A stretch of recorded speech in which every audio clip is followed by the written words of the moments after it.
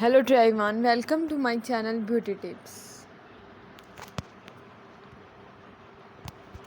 بیان حال جنگ خیبر.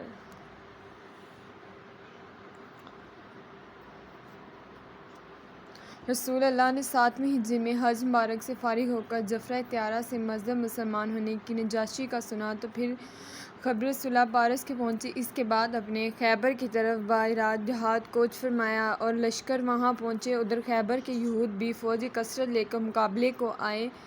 جب لشکر دونوں طرف کا صفحہ کشادہ ہوا تب ایک مرد مسلمان نے 7 آدمی یہودی جہنم رسیدہ کیے. پھر اس نے شہادت پائی. پھر سرور عالم نے حضرت علی مرتضیٰ کو بلوایا.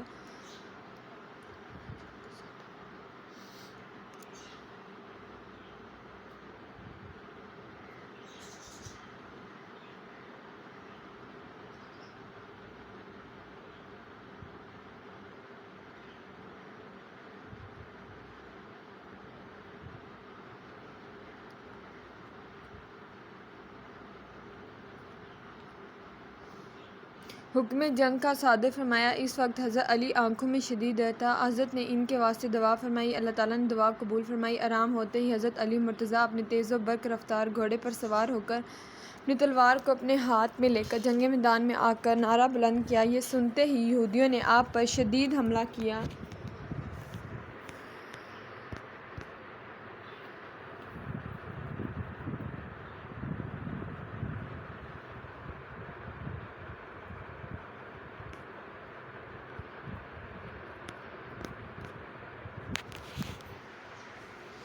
شیر خدا حضرت علی نے ایک ہی حملے میں بہت سے کافروں کو فعل نار ساکر کیا. اس عرصے میں ایک یہودی پہلوان رستم زمان لاف مارتا ہوا آیا. اس نے آتے ہی شیر خدا کا حملہ کیا. حضرت علی مرتضیٰ نے ایک ایسا ہاتھ مارا کہ اس کی تلوار گھوڑے سمیت دو ٹکڑے ہوئے. کافروں نے یہ حال دیکھ کر ہر مہمیت اور شکست کھائی. پھر انہوں نے اپنے قلعے میں پناہ لی. بس اسی وقت حضرت علی مرتضیٰ نے موقع کو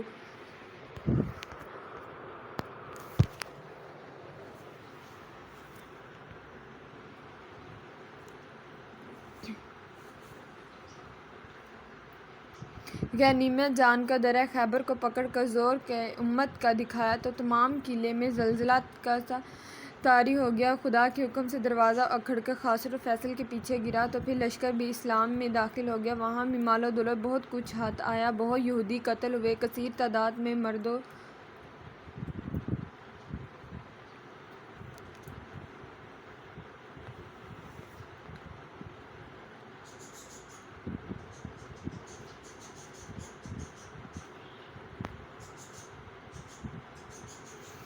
زن گرفتار ہو کر قید ہوئے. اس سے ایک عالی خاندان حضرت بی بی نے ایک خط میرے رسول مقبول سے مواقف خراج میں لکھوا کر اپنی قوم کو دیا. چنانچہ وہ خط ان کے پاس اب تک موجود ہے.